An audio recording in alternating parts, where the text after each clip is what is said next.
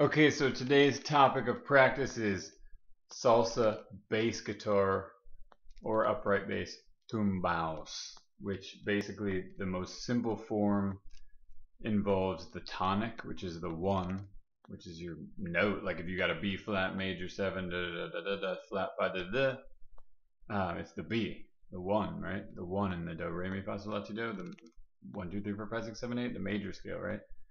If you got E flat major 7 sharp 5, your one note is E flat.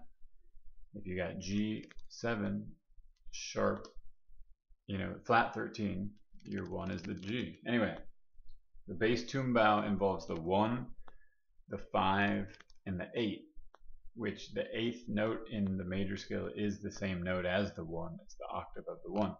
If none of this makes sense, you're not ready for this anyway. But actually, you know what? Let me not even be a musician that's like that. Like if this doesn't make sense, this isn't your motif of practice. Let me just be real with y'all. You know what I'm saying? Here's what we're gonna work with. We're gonna work with G, which is the top string 3rd fret. The 5 is gonna be D, which is the 3rd string 5th fret, and then the 2nd string 5th fret on your D string. So, and okay, we're gonna do this.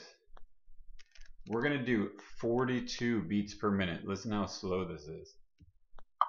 Super slow. Because if you can do it to this, if you can fill in all that empty space where you're left hanging to get to the next note, it'll make you super accurate. So we're at 42 beats per minute. Let me verify that. 42 beats per minute. Yes. And we're going to go. Basically, here's what we got. We got 1, 2, 3, 4. On the 1, we're going to go G, 2, 3, 4, 1. So you're playing the G, the 3rd fret, top string on the 1. You're going to go 1, 2, and 3, 4. So you're going to play top string 3rd fret on the 1, 4, 3, 2, 1. 1 on the 2, and you're playing the D. So 2nd string or 3rd string 5th fret. Yeah, I don't even play bass that much. The A string 5th fret, that's your D. You're gonna play that on the 2 and. So 1, 2, and then on the 4th beat, you're gonna play the octave of G, which is a G note on the D string 5th fret. So you're gonna go 1, 2, and 3, 4. Now this is slow beats per minute, so you got to really anticipate and fill in that gap with whatever you want to call it, with your pizzazz or whatever. But just get used to going like this first. Let's just get this.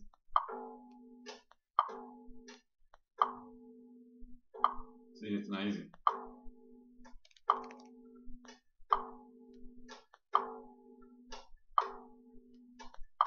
All right, now I'm feeling it, so I'm gonna do it. Ready? 4, 3, 2. There's our 2-minute thing.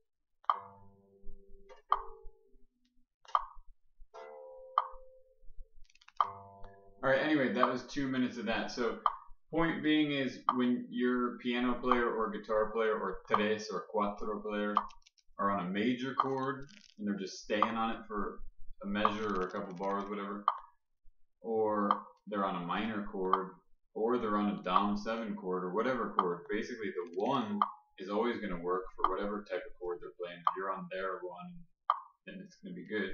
The 5, unless it's a flat 5, like a G7 flat 5, your normal 5 is going to be good on major, minor, and dominant 7 chords. Tip though, on a Dom 7 chord, chances are it's often flat 5 in modern Latin jazz and salsa anyway.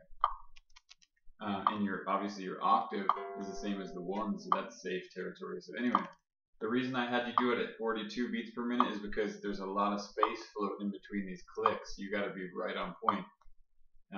If you want to be really good at this, you want to be able to fill in that space. So anyway, that's the basic tumbao for right now. But really, it's going to end up being like, let me get the beat down. It's usually like,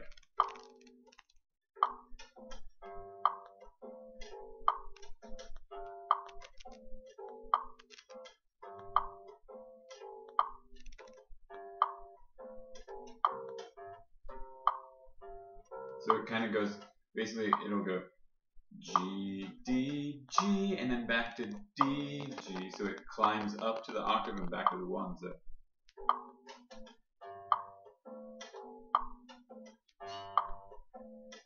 again, this is like, let's say they're like vamping on a G7 or something, or a G major 7, which usually would be like you could be a G major, or like a G7.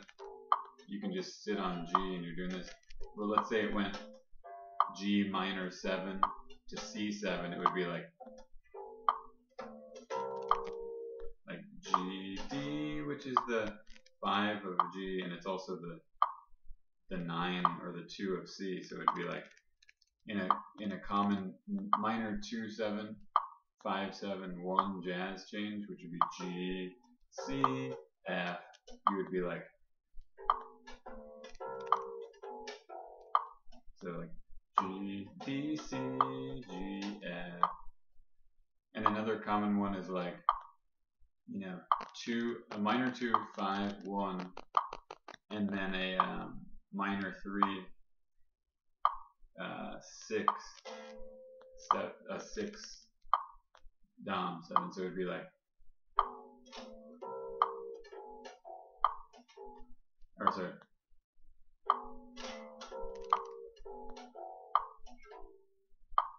that would be like G, D, C, G, F, G, A, E, or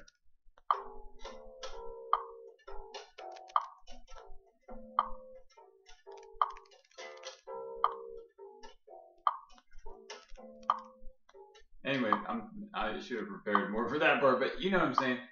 Like, a good exercise would be to go, I would just start on like D, way up here on the 10th fret, and go.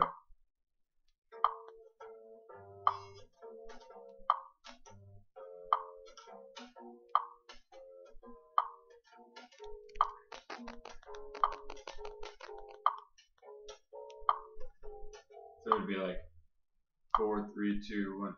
D, A, G, D, C, G, F, C, B flat, F, E flat, B flat, A flat, E flat, D flat, A flat, G flat, B flat, B, G flat, E, B, A.